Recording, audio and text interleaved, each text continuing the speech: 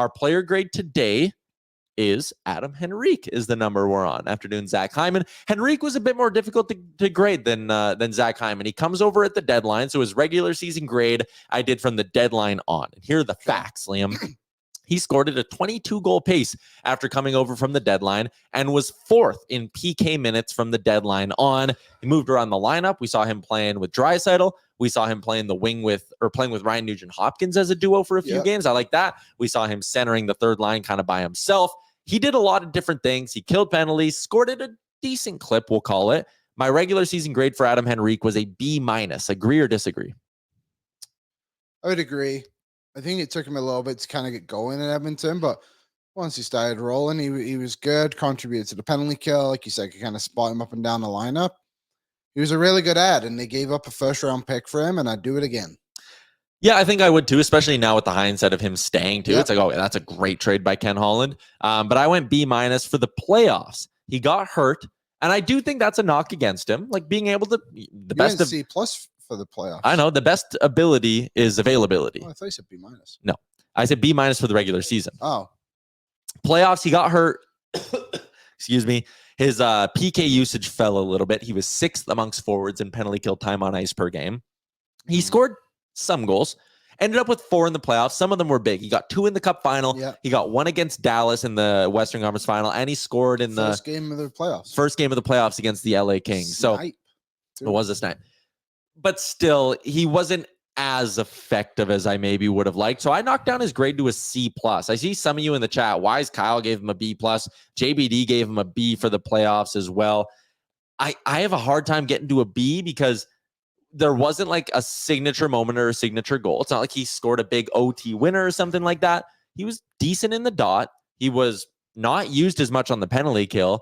He was a third line third line center for this team. And he did that job well, but I'm not going to give a guy like an A or even a B+ when he scored 4 goals in 17 games and was just good outside of that. Am I being too hard on him? I don't think your logic is wrong. I think your wording may be a bit harsh on things, but I think he was solid. I think C+ is actually perfectly adequate for what he did. One of the goals he scored in the final was kind of that, what was it, the Yaremchuk game that we all kind of remember when that was game 4. He was the one who did his second goal he scored, right? Because Yaremchuk came across down the boards and put it across to him. So that was great. But like you said, I think the injury really dampened what could have been for Adam Henrique, and he really was like the only notable player to miss a game, if I'm remembering correctly. Yeah, kind of. And someone says faulting a guy for being injured is wild. I'm not like faulting him, but it affects his grade that he didn't appear in every playoff game. And that if you don't play, like how can you be how can you contribute, right? Do the test. And I give him credit for coming back. Remember though, he came back and then had to go out again. Yeah. And I give him credit. Like it was a high ankle sprain. It was a high ankle sprain. That's not easy to get through. And him coming back when he did, like he deserves to be praised for that. And he grinded through it, but it hurt his effectiveness. Yeah, I think C+ is fine. Played a third line role. Played it well. Ryan McLeod down the lineup. And that third line became really good when him, Brown, and Yaremchuk were playing together in those last 3 games of the final. And good job to him. Everyone wanted him back for a reason.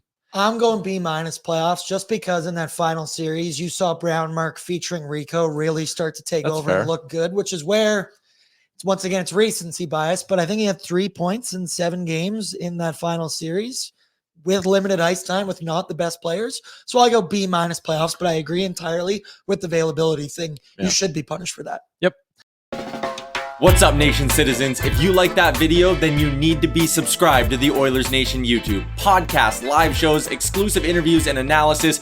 Everything you need from your favorite voices at Oilers Nation. And you don't want to miss any of it, so hammer that subscribe button.